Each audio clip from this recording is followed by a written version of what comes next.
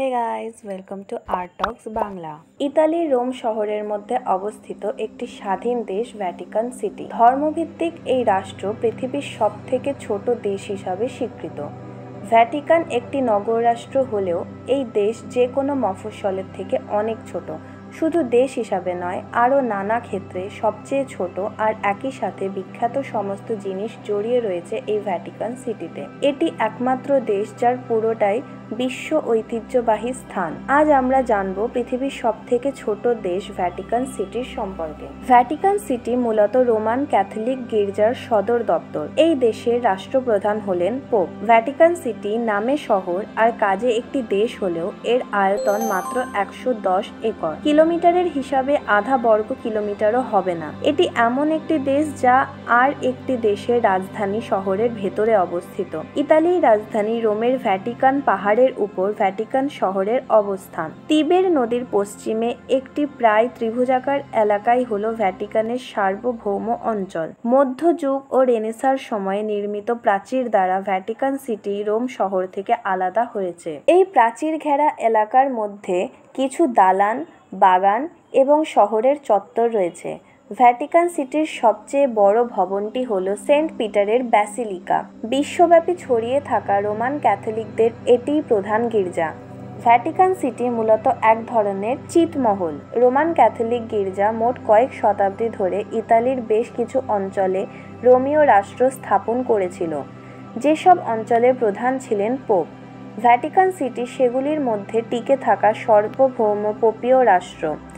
ইতালির সরকার ও পোপ সম্প্রদায়ের মধ্যে বহুকাল ধরে পোপীয় রাষ্ট্র নিয়ে বিতর্ক চলছিল।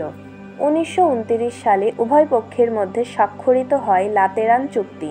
এই চুক্তির ফলে পোপরা পর্যাপ্ত ক্ষতিপূরণের বিনিময়ে অন্যান্য সকল অঞ্চল ছেড়ে দিতে রাজি হয় এবং ভ্যাটিকান সিটি স্বাধীন সার্বভৌম রাষ্ট্র হিসাবে আত্মপ্রকাশ করে। পোপের অধীনে শাসিত অঞ্চলটুকু হোলি সি নামে সম্বোধন করা হয়। 2013 সাল থেকে পোপ ফ্রান্সিস 266তম পোপ হিসাবে ভ্যাটিকান সিটির প্রধান হিসেবে দায়িত্ব পালন করছেন। এছাড়া বিশ্বব্যাপী ছড়িয়ে থাকা সকল ক্যাথলিক চার্চও তার অধীনে পরিচালিত হয়। 2019 সালের হিসেব মতো ভ্যাটিকান সিটির জনসংখ্যা মাত্র 825 জন। এদের অধিকাংশই হলেন পাদ্রী এবং সন্ন্যাসী। একটি স্বাধীন সার্বভৌম দেশে যা যা থাকার দরকার ভ্যাটিকান সিটিতে তার সবই রয়েছে। ভ্যাটিকানের আছে নিজস্ব সংবিধান, পতাকা, সিলমোহর, ডাক ও টেলিফোন যোগাযোগ এবং অন্যান্য রাষ্ট্রীয় ব্যবস্থা সমূহ।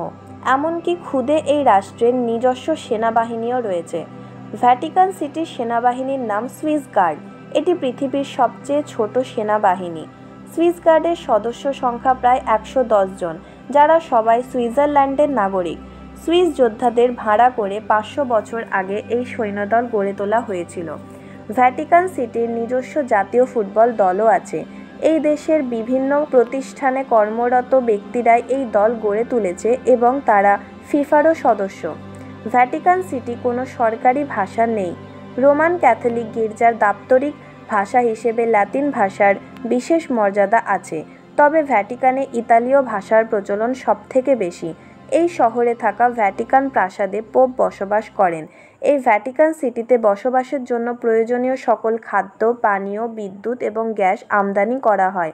এসব রসদ আসে পৃথিবীর সবচেয়ে ছোট রেলওয়ে নেটওয়ার্ক ট্রেনের চড়ে। ভ্যাটিকান সিটির রেল লাইনের দৈর্ঘ্য মাত্র 300 মিটার, তবে এখানে নিয়মিত কোনো যাত্রীবাহী ট্রেন চলাচল করে না। এই দেশের দেওয়ালের বাইরে রোম শহর জুড়ে আরও 10টি বিল্ডিং ভ্যাটিকান সিটির অংশ হিসেবে বিবেচিত হয়। রোম শহর থেকে 24 কিলোমিটার দূরে আলবান পর্বতমালায় অবস্থিত কাস্তেল গান্দালফো হল পোপের গ্রীষ্মকালীন প্রাসাদ। এটিও ভ্যাটিকান সিটির অংশ। এখানে একটি মহাকাশ পর্যবেক্ষণ কেন্দ্রও আছে। মজার ব্যাপার হলো আমেরিকাতেও ভ্যাটিকান সিটির অংশ রয়েছে। আলোক দূষণের কারণে রোমের টেলিস্কোপের ব্যবহার করা কষ্টসাধ্য হয়ে যাচ্ছিল। তাই 1981 সালে যুক্তরাষ্ট্রের অ্যারিজোনায় থাকা গ্রাহাম পর্বতে ভ্যাটিকান সিটি আর একটি পর্যবেক্ষণ কেন্দ্র কিনে নেয়। এছাড়া বিশ্বজুড়ে ভ্যাটিকান সিটির দূতাবাস রয়েছে, আর সেই দূতাবাসগুলো সেই দেশের সার্বভৌম অঞ্চল হিসেবে বিবেচিত হয়। খ্রিস্টান ধর্ম আবির্ভূত হবার আগে থেকে এই জায়গাকে পবিত্র বলে মনে করা হতো।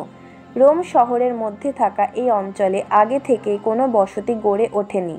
রোমান সাম্রাজ্যের সময়ে এই জায়গায় ফিজিয়ান দেবী সিবেন আর তার স্বামী আর্টিসের উপাসনা করা হতো। খ্রিস্টপূর্ব প্রথম শতাব্দীতে জুলিও ক্লোডিয়ান রাজবংশের অন্যতম সদস্য এগ্রিপিনা দ্য এল্ডার ভ্যাটিকান পর্বতের এই অংশ কেটে বিশাল উদ্যান তৈরি করেন। পরবর্তীকালে রোমান সম্রাট ক্যালিগুলা এই উদ্যানে একটি সার্কাস তৈরি করার পরিকল্পনা করেন। ক্যালিগুলা তার জীবদ্দশায় এই সার্কাসের কাজ সম্পন্ন করতে পারেননি। তার পরবর্তী সম্রাট নিরো এই সার্কাসের কাজ শেষ করেন, তাই এটি নিরোর সার্কাস নামে পরিচিতি পায়। এই সার্কাসের মাত্র একটি অংশ এখন টিকে আছে, আর তা হলো ভ্যাটিকানের কেন্দ্রে থাকা এই স্তম্ভ, যা ভ্যাটিকান ওবেলিস্ক নামে পরিচিত। খ্রিস্টীয় বিশ্বাস মতে এইখানে যীশু খ্রিস্টের অন্যতম সঙ্গী সেন্ট পিটারের মাথা নিচে ও পা ওপরে করে তাকে ক্রুশবদ্ধ করা হয়েছিল। চতুর্থ খ্রিস্টাব্দের আগে পর্যন্ত ভ্যাটিকান সিটিতে প্যাগান ধর্মের চর্চা করা হতো। এরপর রোমান সম্রাট কনস্ট্যান্টাইন খ্রিস্টান ধর্ম গ্রহণ করেন এবং ভ্যাটিকানের কেন্দ্রে সেন্ট পিটারের কবরের ওপর ব্যাসিলিকা নির্মিত হয়। কালের বিবর্তনে সেই প্রাসাদটি মলিন হয়ে গেলে 16 শতকে সেন্ট পিটারের এই ব্যাসিলিকা পুনর্নির্মাণ করা হয়। বর্তমানে এটি খ্রিস্টান ধর্মের দ্বিতীয় বৃহৎ গির্জা। সবচেয়ে বড় গির্জাটি আইভরি কোস্টে রয়েছে, তবে রোমান ক্যাথলিকদের কাছে এটি সবথেকে পবিত্র জায়গা। ইস্টার সানডে এবং ক্রিসমাসে পোপ এখান থেকেই তার বক্তব্য প্রচার করেন। এসব ধর্মীয় উৎসবের সময় প্রায় লক্ষাধিক লোকের সমাগম ঘটে। ধর্মীয় তীর্থযাত্রা ছাড়াও বহু সাধারণ পর্যটক ভ্যাটিকান সিটিতে ঘুরতে আসে। 1984 সালে ভ্যাটিকান সিটি বিশ্ব ঐতিহ্যবাহী স্থানের স্বীকৃতি লাভ করে। এই ক্ষুদ্র দেশ পৃথিবীর অন্যতম পর্যটক আকর্ষণও বটে। প্রতি বছর 50 লক্ষেরও বেশি দর্শনার্থী ভ্যাটিকান সিটিতে ভিড় করে। এই দেশের মাত্র 3টি জায়গায় পর্যটকদের প্রবেশের অনুমতি রয়েছে। জায়গাগুলি হলো সেন্ট পিটারের চত্বর, আরকাপ্তা বেল আর ভ্যাটিকান মিউজিয়াম। পৃথিবীর সবচেয়ে ছোট দেশ হলেও ভ্যাটিকান সিটি শিল্প সংস্কৃতির এক অন্যতম কেন্দ্র। পোপ 10ম লিও শিল্পকলার বিশেষ পৃষ্ঠপোষক ছিলেন। তিনি তার সময়ের সবচেয়ে বিখ্যাত শিল্পীদের অনবদ্য শিল্পকর্ম তৈরির জন্য এখানে আমন্ত্রণ জানান। সেই জন্য ভ্যাটিকানের দেওয়াল জুড়ে মাইকেল অ্যাঞ্জেলো, রাফায়েলের মতো বহু বিখ্যাত শিল্পীর চিত্রকলা চোখে পড়ে।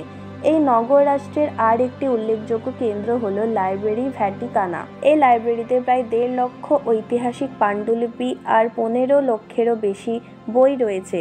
এই সব সংগ্রহের অধিকাংশই খ্রিস্টান ধর্ম বিস্তারের প্রথম দিকের উপাদান।